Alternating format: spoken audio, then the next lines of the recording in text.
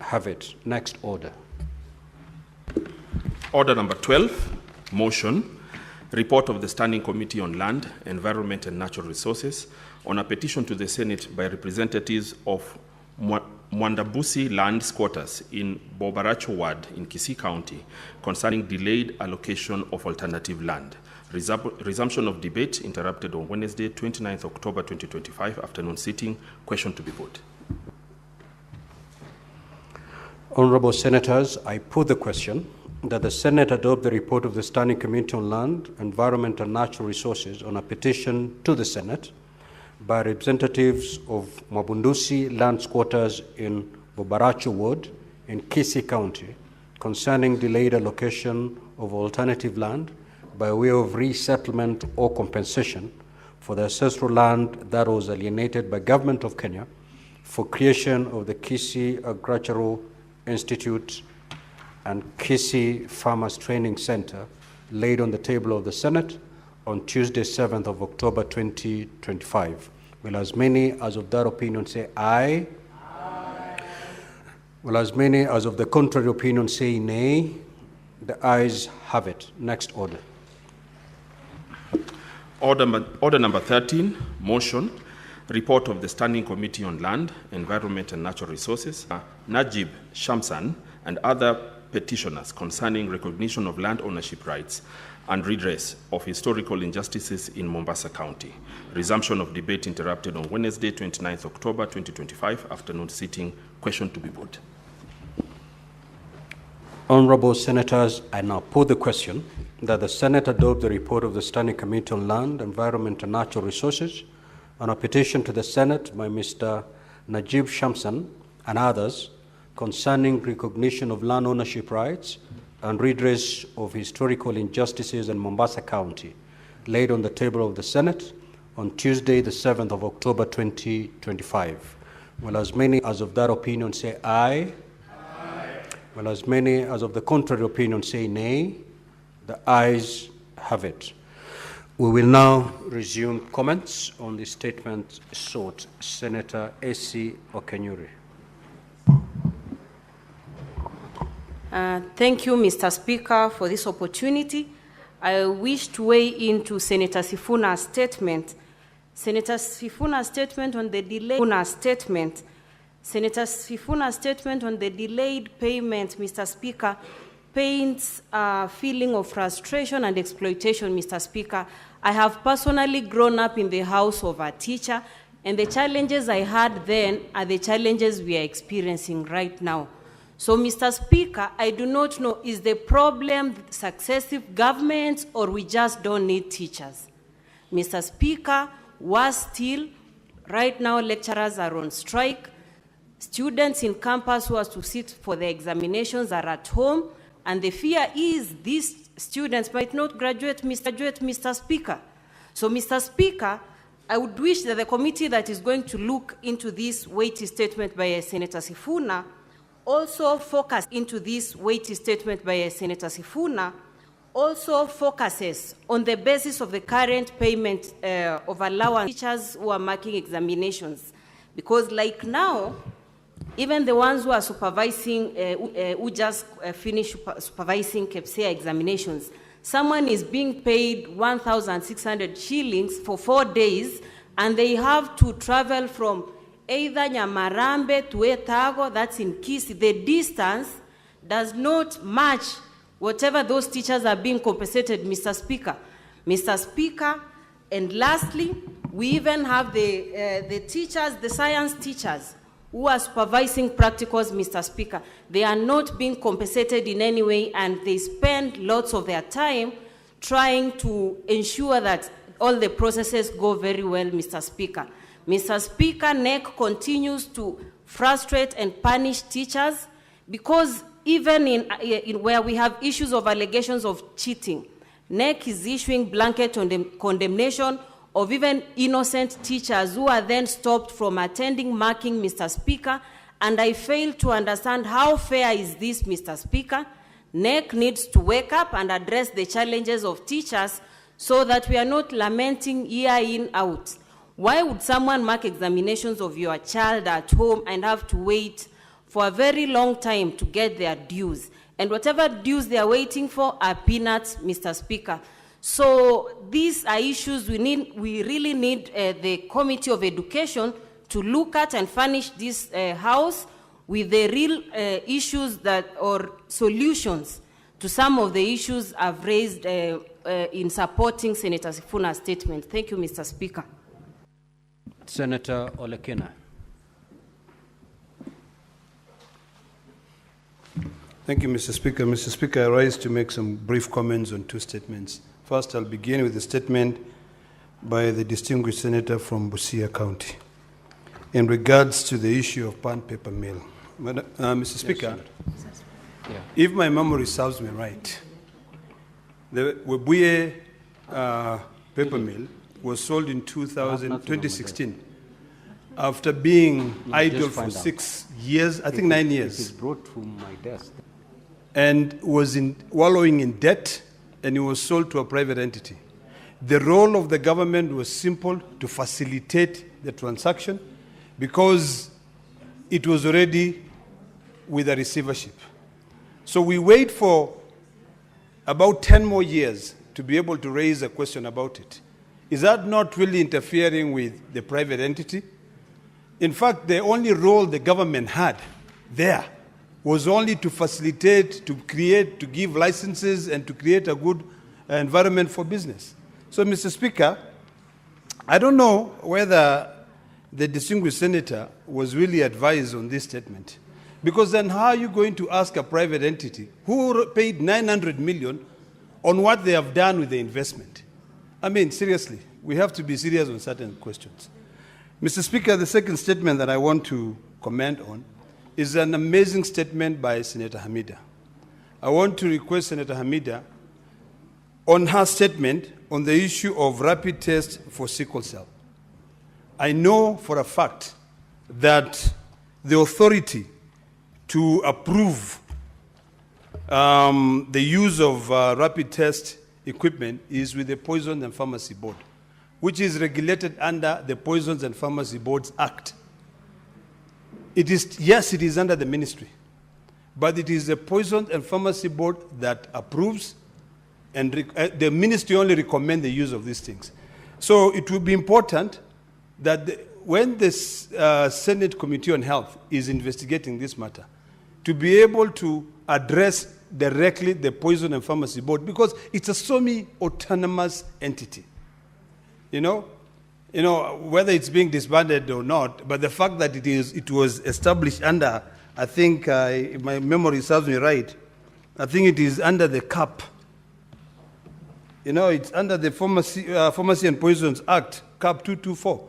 So if we are going to repeal that section of the law and then come up with a new, but as we speak right now, those are the only people who can be able to give us answers. So, Mr. Speaker, it is important on the first statement that we really, and I want to request the Secretariat to be giving us, to be assisting us understand the importance of the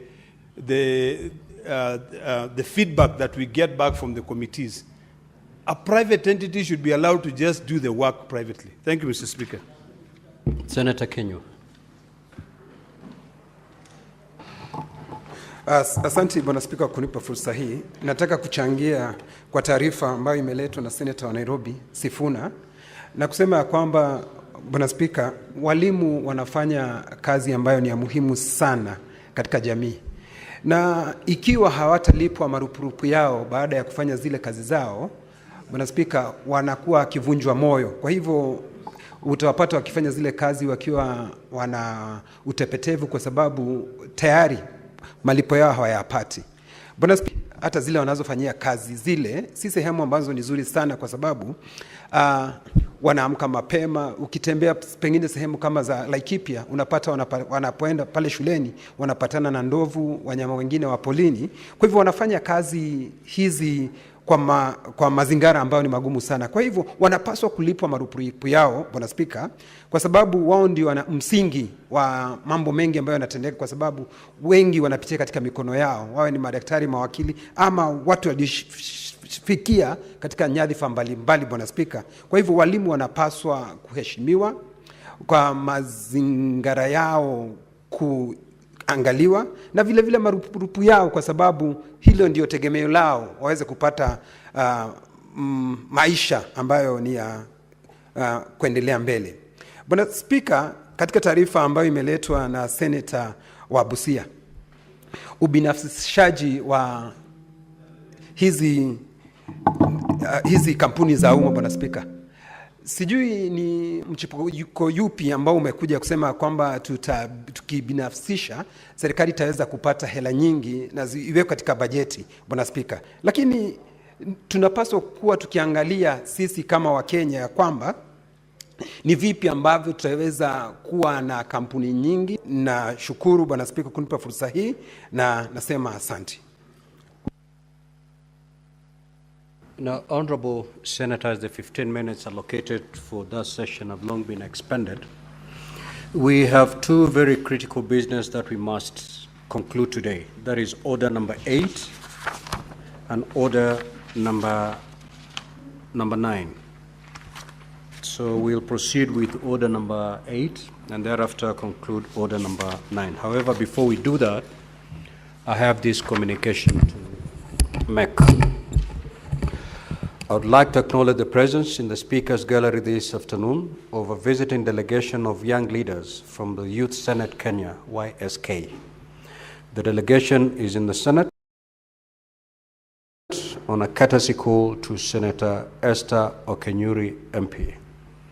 Honorable Senators, the Youth Senate Kenya is an independent, non-partisan development and advocacy youth-serving organization working towards a just, equitable, and progressive society where young people fully enjoy their economic, social, and political rights and opportunities. Founded in 2014, specifically to spearhead a youth-led development model in Kenya with a mandate to enrich a democratic dialogue and ensure youth engagement in national and regional affairs. Currently, the organization is working on a youth leadership program across the 47 counties with the support of the county youth senators with the aim to promote value-driven leadership for democratic governance. The organization has also formed both a national and regional network of youth action partners working towards advancing a youth-led approach in development. I request each member of the delegation to stand when called out so that you may be acknowledged in the Senate tradition. Ms. Jacqueline Kibet, Youth Senator from West Pokot County. Mr. Bernard Odhiambo, Youth Senator from Migori County. Ms. Winnie Ongere, Youth Senator from Homa Bay County. Mr. Elijah Tipango, Youth Senator from Kajiado County. Ms. Eda Chebet, Youth Senator from Elgeyo Marakwet County. Ms. Diamond Dakana, Youth Senator from Garissa County. And Mr. Bill Kaunda, Youth Senator from Kisumu County. Honorable Senators, in our usual tradition of receiving and welcoming guests to Parliament, I extend a warm welcome to the delegation, and on behalf of the Senate, and on behalf, wish them a fruitful visit. I will request Senator Esi Okenyuri under 1 minute to extend a word of welcome. Thank you, Mr. Speaker. I wish to welcome the youth senators. Before coming to the Senate, I equally had an opportunity to serve as a youth senator, and we were among the founding members along Honorable Gideon Keter. So youth senators, you're welcome here. This is a platform to learn from, and you can easily transit to national politics, or if you're not getting into politics, shape policy that is offering solutions to the challenges this country is facing. So you're very welcome. Take back the regards of senators back to your home counties, and we look forward to interact and get more people to the movement so that we have transformative leadership, which we all yearn for. Thank you. Next order, clerk.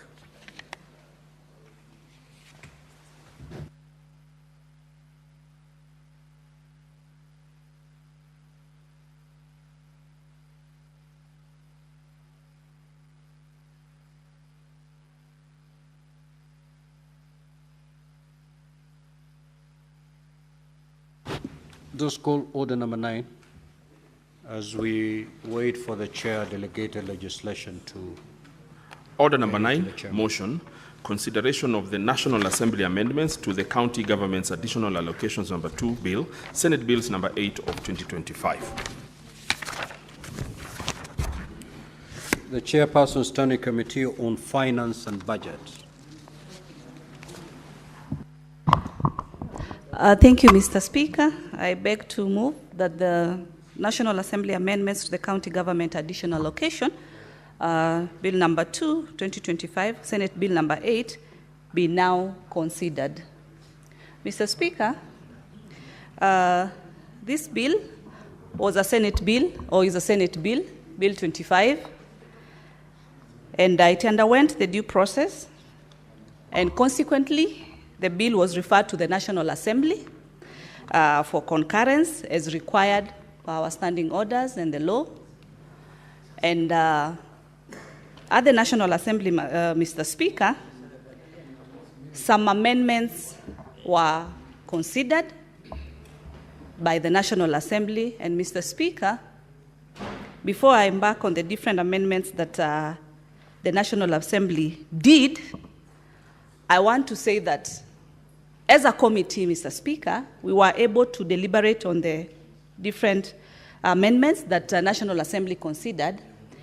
And for the sake of the counties, for the sake of service delivery to our people in the 47 counties, Mr. Speaker, as a committee, we agreed and decided to consider the amendments that had been proposed by the National Assembly. And today, as I move this motion, I'll be requesting colleague senators to okay or to vote yes, so that we can close on this matter this particular financial year, and the next financial year, Mr. Speaker, any deficits, any deficiencies that have been incurred will be dealt with, Mr. Speaker.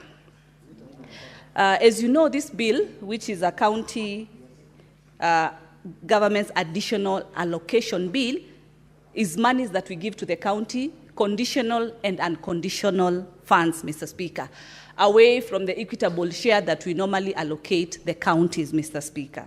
So in this regard, Mr. Speaker, as Senate, we had approved a total of 93.53 billion conditional and unconditional funds to the counties for this financial year, 25-26, Mr. Speaker. Apparently, when the bill went to the National Assembly, they reduced that figure from 93.53 to 70.66 billion. And these were the following amendments. First of all, Mr. Speaker, is the issue of the construction of headquarters for the 5 counties, a journey that we have embarked on as a committee of finance. We were able to deliberate with the governors of those counties, and what was needed for them to complete the construction of the headquarters was an amount of 454 million, Mr. Speaker. Apparently, what National Assembly approved was 449. They reduced with 5 million, Mr. Speaker. As a committee, we looked at this and said, instead of forth and back, we will be able to ensure that in the next financial year, this 5 million is included, is considered, so that that matter comes to an end. Our focus as a committee, when we brought in the different stakeholders, Public Works, the Ministry of Finance, the 5 governors and their senators on this issue, sure that they get their money, that was that allocation had been done, and there had been consistent delays in each and every financial year, so that we close on this issue of the headquarters. Secondly, Mr. Speaker, was on the issue that we with the National Assembly, the issue of RMLF, Mr. Speaker, amounting to 23.64 billion, Mr. Speaker. Up to this is simply because this matter is like court case.